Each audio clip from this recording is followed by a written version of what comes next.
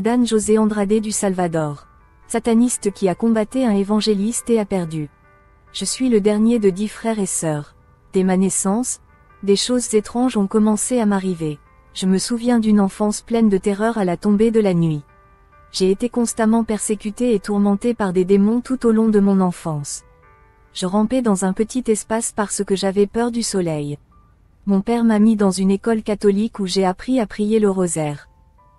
À 6 ans, alors que je ne supportais plus la situation dans la maison de mon père, j'ai déménagé chez ma sœur et c'est là qu'à l'âge de 12 ans, j'ai eu ma première rencontre avec le tarot et l'invocation des esprits. Mon ami m'a dit, « Je dois avoir une conversation sérieuse avec toi. » Nous nous sommes rencontrés chez un voisin et il a sorti des cartes de tarot puis les a posées sur une table. Il remplit une boule de cristal d'eau et l'a mis de côté. Ne quittez pas ce verre des yeux car nous ne pouvons pas jouer avec les cartes de tarot jusqu'à ce qu'elles viennent boire l'eau. J'ai dit, qui vient ici? Il a dit, démon. J'ai ri et j'ai pensé que c'était fou. Peu de temps après, j'ai senti une étrange présence dans la pièce. J'ai senti ma peau se détendre et j'ai vu l'eau s'écouler lentement du verre comme si elle était brisée. J'ai appris à invoquer des démons, à faire de la nécromancie, etc. J'ai flotté dans les airs jusqu'à ce que les démons ne me laissent pas dormir. Ils me chuchotaient à l'oreille, « Tue-toi, vous ne valez rien ». J'avais alors 13 ans. J'ai cherché le rasoir pour me trancher les poignets et mourir, mais je n'y suis pas parvenu, alors je suis allé aux abords d'un volcan. J'ai trébuché sur un enclos avec des barbelés. Je l'ai attrapé de toutes mes forces et j'ai pleuré. À minuit, alors que le sang coulait de mes mains, j'ai entendu des pas derrière moi. J'ai senti une main toucher mon épaule et j'ai vu un homme que je n'avais jamais vu auparavant. Il a dit, « Ne pleure plus, cherchez à vous venger ». Il a mis un bout de papier dans la poche de ma chemise. Il y a une adresse. Cherchez-la comme une faveur spéciale de ma part. Il flottait à travers l'enceinte comme s'il était un fantôme. J'ai cherché l'adresse et c'était une belle maison blanche avec un beau jardin verdoyant. Il y avait des voitures mais elles étaient sales et poussiéreuses. J'ai frappé à la porte et j'ai appelé. Puis la porte s'ouvrit lentement. L'homme sourit comme s'il me connaissait. « Jeune homme, que veux-tu » Je lui ai donné le papier. Il l'a regardé et a dit, « N'aie pas peur. Je suis la personne qui t'aidera. Fais-moi confiance. Tout ce que je te demande, c'est de rester ici pendant 7 jours, puis nous parlerons. » Je suis entré et il faisait complètement noir. Au fond, il y avait des bougies allumées. Je suis entré dans une pièce et j'ai vu un autel avec des bougies, mais il n'y avait personne. Le 7e jour, j'ai vu l'homme assis avec 2 livres. Je vous félicite, je suis le professeur Fronteras. Je viens du Mexique et je suis le représentant de l'église de Satan au Salvador. Alors qu'il invoquait des démons, j'ai senti une sombre présence maléfique engloutir mon corps. Je veux que tu restes avec moi. Ces livres ont des pouvoirs surnaturels, mais je ne peux pas vous élire, a déclaré Fronteras. Il s'est levé et a écrit 3 questions sur un tableau blanc tiré d'un des livres puis a dit, « Écrivez une lettre demandant à Satan de vous accepter. Mettez les 3 questions au centre de la lettre et laissez de l'espace pour les réponses. » J'ai attendu des jours jusqu'à ce que j'aille sur une montagne et sous un rocher, je mets l'enveloppe. Fronteras a déclaré, « Nous attendrons que les esprits signalent quand vous demanderez la réponse. Je vous dis cela parce que tous les satanistes n'attendent pas la réponse dans le même laps de temps. » J'ai attendu 7 jours. Il m'a montré un rituel et m'a dit de le faire 7 fois avant d'aller chercher l'enveloppe. Lorsque vous demandez la réponse, prenez une bougie de 7 pouces, une boîte pour mettre les bougies, une boule de coton et du papier huilé de n'importe quelle église catholique romaine. Je me suis agenouillé et j'ai fait le rituel puis j'ai senti un vent froid éteindre la bougie. J'avais l'impression d'être à genoux sur de la gelée. La terre était froide et j'avais l'impression qu'elle allait se fissurer et m'envoyer dans l'abîme. J'ai fermé les yeux et j'ai senti Satan et ses démons marcher vers moi. Ils étaient si réels que si je tendais la main, j'aurais touché quelqu'un. J'ai ressenti une horrible présence et je tremblais. Lorsque j'ai rendu la lettre au professeur, il a ouvert les bras et m'a dit, « Bienvenue, les esprits vous ont accepté. » J'ai souffert d'une fièvre terrible. Plus tard, il m'a donné une demi-tasse à boire. Je n'ai pas demandé ce qu'il y avait dedans alors j'ai demandé. Dans le satanisme, il y a 7 niveaux et chaque niveau comporte 170 heures d'enseignement avec un espace de 20 heures chacun. Une fois la dernière étape de l'initiation terminée, il déchire une page de la Bible et la brûle. Ils prennent les cendres et les dissolvent dans un verre d'eau puis vous les donnent à boire comme un blasphème contre la parole de Dieu. Les satanistes déchirent les Bibles, crachent dessus, se tiennent au-dessus d'elles, les brûlent et bien d'autres choses encore. Le professeur Fronteras a déclaré, « Nous ne pouvons pas continuer l'initiation tant que vous n'avez pas effectué un rituel de sang. » Il m'a préparé mentalement, à mes corps. Il m'a fait aller dans une église et faire 7 pas. À la 7e étape, j'ai coupé les veines de mon bras droit puis j'ai utilisé le sang pour former un cercle. J'ai sorti un papier contenant de nombreux blasphèmes, je les ai lus et je les ai faits un par un. Cette nuit a été horrible. Après mon départ, je me suis touché pour voir si j'étais encore en vie. Je ne pouvais pas arrêter de saigner, puis le professeur m'a marqué avec des tatouages en utilisant le feu. Il a marqué une croix inversée sur mon bras droit et mon cœur. L'autre tatouage sur ma jambe droite est le pentagramme. Le dernier tatouage sur mon dos est le diable sous la forme d'un bel ange. Il avait un crâne dans la main levée et une croix inversée dans la main baissée. Fronteras m'a dit, « Cette nuit, tu devrais savoir que l'ange dans ton dos est Satan. Le crâne est Jésus et la croix symbolise Satan tuant Jésus et l'envoyant au plus profond de l'enfer. La décision la plus stupide de Dieu a été d'envoyer Jésus aux croix parce qu'il est mort lâche, vaincu, la pire erreur de Dieu, etc. Le satanisme enseigne que Jésus a combattu Satan et a perdu. Ils vous font réciter « Jésus est mort » 1000 fois chaque nuit. J'ai acheté beaucoup de chaux, jeûné plusieurs fois, etc. Parfois, les rituels se terminaient dans le sang comme les démons l'instruisaient par l'intermédiaire de médiums. Lorsqu'elles le font, les sorcières fabriquent le pentagramme avec du sang et mettent des bougies autour d'eux puis établissent des autels sataniques. Ils apportent le plus gros bloc de glace au sol et utilisent une pièce de bronze avec un chien crucifié d'un côté et un cochon de l'autre. Une personne se tient au centre du pentagramme avec une pièce de monnaie dans une main et une main tendue sur le bloc de glace. Quelqu'un arrive et lui coupe le bras. Alors que la glace baigne dans le sang, il récite une prière. « Ô Satan, nous te le demandons, tout comme le sang tombe sur la glace, les évangéliques se refroidiront également.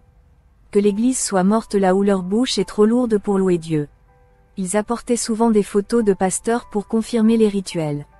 J'ai de nombreuses cicatrices de ces rituels. Une fois, mon doigt ne tenait qu'à un fil. J'ai découvert 18 livres sataniques. J'ai fait un rituel dans un cimetière de San Miguel pendant 7 jours. Fronteras a déclaré, « Assurez-vous de ne pas utiliser le corps d'un chrétien mort. » J'ai demandé autour de moi pour m'en assurer. Médium communiquant avec les esprits pour confirmer si la personne était chrétienne ou non. L'article 3 du chapitre 28 du manuel d'occultisme satanique dit, « Ne faites jamais de magie sur un protestant. C'est absolument interdit car si vous le faites, vous en subirez les conséquences. » J'ai vu des sorcières devenir paralysées lorsqu'elles essayaient de nuire aux campagnes chrétiennes. J'ai vu des sorcières se rouler comme des chiens enragés vomissant partout dans les rues sous le jugement de Dieu. L'une des sorcières les plus puissantes de l'Orient est venue faire du mal à un prédicateur. Un chien dans l'église est mort et les gens ont ressenti une présence étrange alors ils ont prié. La sorcière voulait partir mais il ne pouvait pas. Il a convulsé par terre et est devenu chrétien. La congrégation du professeur Fronteras était inimaginable. Je ne sais pas comment ils ont obtenu autant d'argent.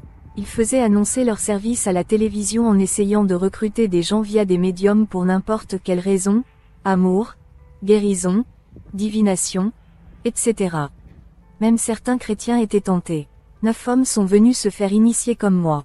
Le professeur a dit, « Restez et aidez-moi. » Je leur ai enseigné les bases du satanisme, mais le reste dépendait du professeur.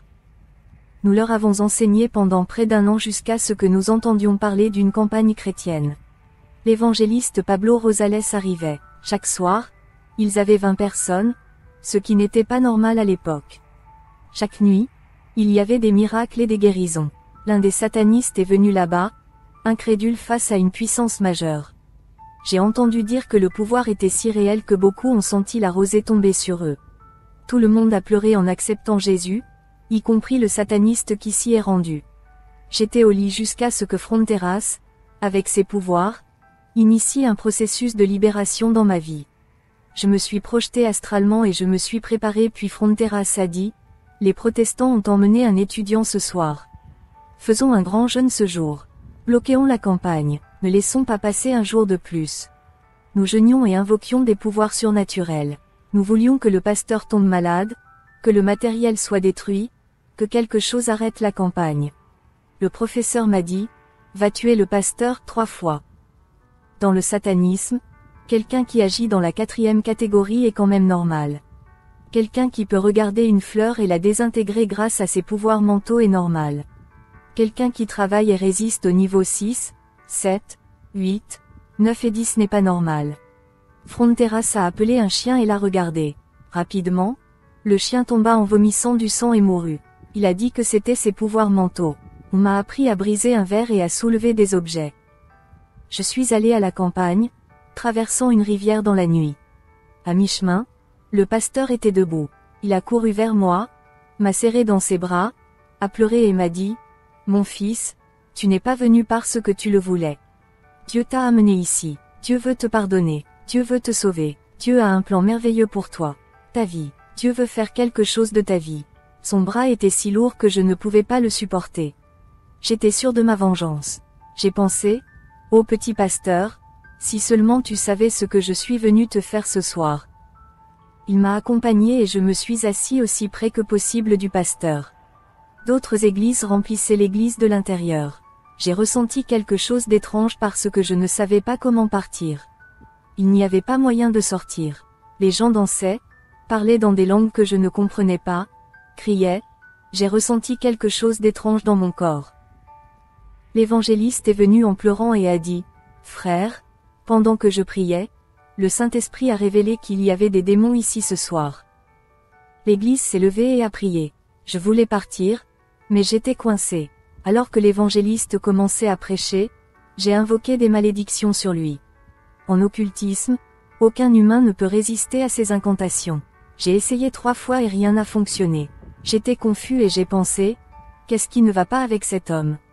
Il est comme du béton. L'évangéliste a fermé la Bible et a dit, le Saint-Esprit m'exhorte à ne pas prêcher. Ce soir, le Saint-Esprit se manifestera et chassera les démons ici. Les gens pleuraient, les gens imploraient la guérison, les gens acceptaient Jésus, etc. Les gens m'ont mis face à face avec l'évangéliste. Il a dit, je ne veux pas que quiconque prie les yeux ouverts. Celui qui ne ferme pas les yeux, je lui mettrai les doigts dans les yeux. Je n'ai pas écouté et me suis concentré au maximum sur les 3 mystères de l'enfer. Pendant que je me concentrais, j'ai senti des gouttes d'eau tomber sur ma tête. J'ai levé les yeux et il n'y avait pas d'eau au plafond. J'ai senti un feu étrange envahir mon corps de l'intérieur. J'ai fermé les yeux de peur et j'ai senti une main toucher mon épaule. Je tremblais comme jamais auparavant. Cette puissance m'a jeté à genoux et j'ai parlé en langue. Alors que j'étais en sueur, le pasteur est venu et m'a dit, « Jeune homme, lève-toi.